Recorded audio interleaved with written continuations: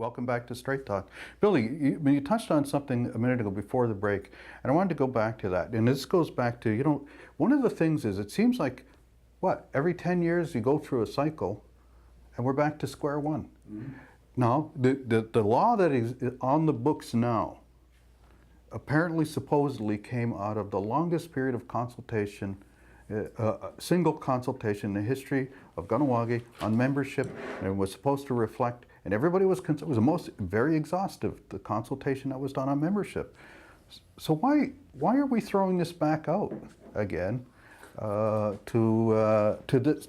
the process? Okay, we're going to do this now. And you know what? Somebody remarked last night, you know what? There are people here that 20 years ago or 15 years ago, they're hardliners. Mm-hmm. And now because it affects them, all of a sudden they're on the other side now of that picket fence you mentioned. Yeah. Mm-hmm. Yeah. Well, this is, I guess, when if we were in total control of this issue of membership or citizenship or other kind of ships that we may be in at any given time. The thing is that we are not in control of our own lives. Like somebody said in the earlier discussion, well, it's not a land issue because the land does not belong to us; it belongs to the Crown. Well, that's that's a technicality of the Indian Act. But then, what happens is that the land becomes an issue. And the vested interests of each and every person we analyze and we criticize or we support, and it said, oh well, this person, be he, she, or that does not really contribute anything because they have a vested interest, like you just stated that.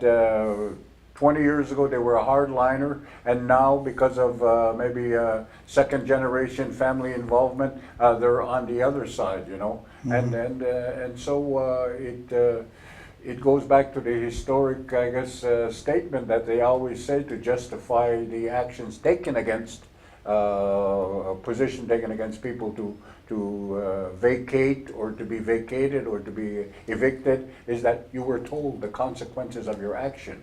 And the consequences of your action, they don't go beyond that. It should be that the consequences of your action will be resting on the heads of your children. So it's there. Why are we still on the Indian Act though? It's like, well, we're asking people to leave. We're evicting them because it's a law. It's a law of the Indian Act. It's not the law. It's not a law, a communal law. You know what I mean? They're saying that.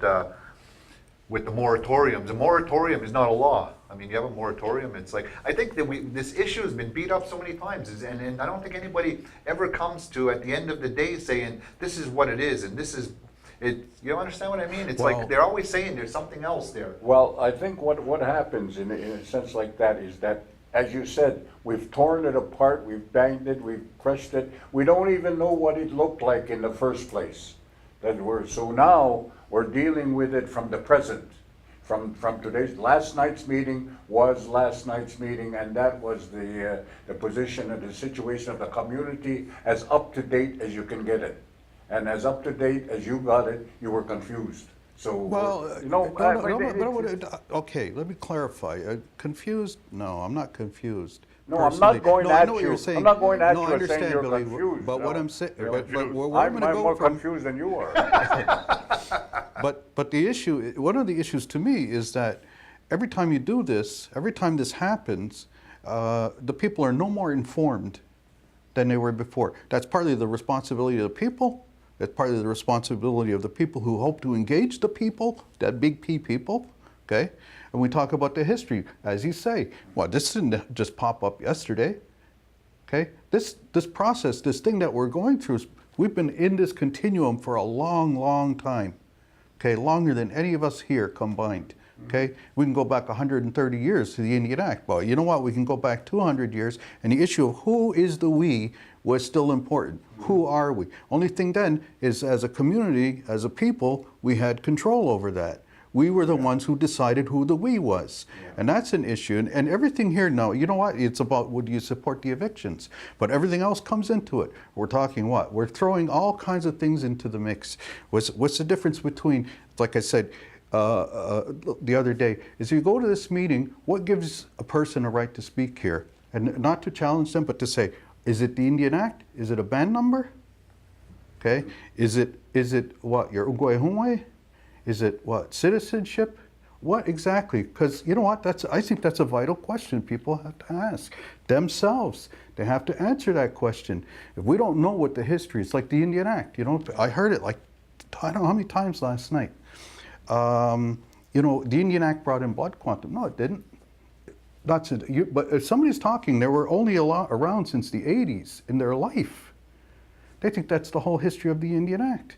Well, prior to that, they didn't really care, did they? Yeah, but you know what? It does, to me, I'll say it again.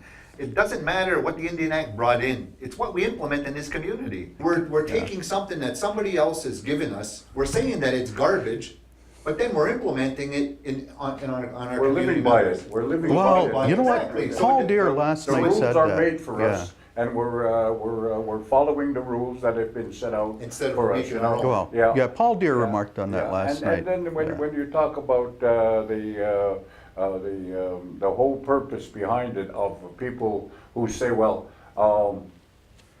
they're not going. They're my family. They're not going. Then you get the backyard property owners. You know, they build in their people's backyard, and so private property is become superior to the collective. You know, so there's all kind of things that are just so entangled that it's almost impossible to deal with. I There's get places frustrated. all over the place. You know that say, well, okay.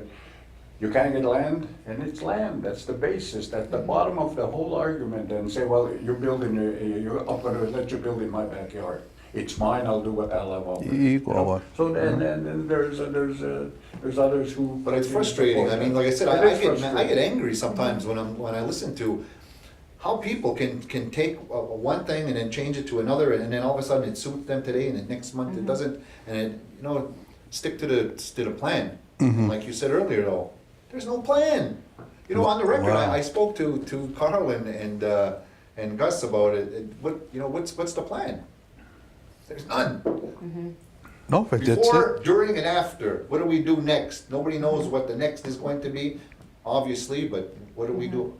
People said that we need to evict them. We're going to evict them because it's law. It's like, come on. Yeah. But at the same time, is if they didn't do that, then we wouldn't be talking about it, and nothing would get resolved anyway. So I mean, like, you know, and it's up to us, I think, as a community, to turn around and say, like, no, we're the ones that, like you said, we need to be the ones to decide whether that be right or wrong or whatever. It's the community that's going to decide what they want to get done. You know, It's and a if, handful of people that are saying that. Well, you know what? One of the things that's really good, because following this story back to January of this year and listening to some of the stuff that was up, let's say, particularly CBC, there was Anna Marie Tremonti had a program. On there was Julius Gray, okay? And some of the people that were interviewed from here, okay? And one of the things they're talking about is the constitutional issue about whether, you know, it's legal in Canada to be able to have this kind of discrimination. And Julius Gray was clearly fishing for a lawsuit, a case to be brought forward to the Supreme Court, clearly under Canadian law.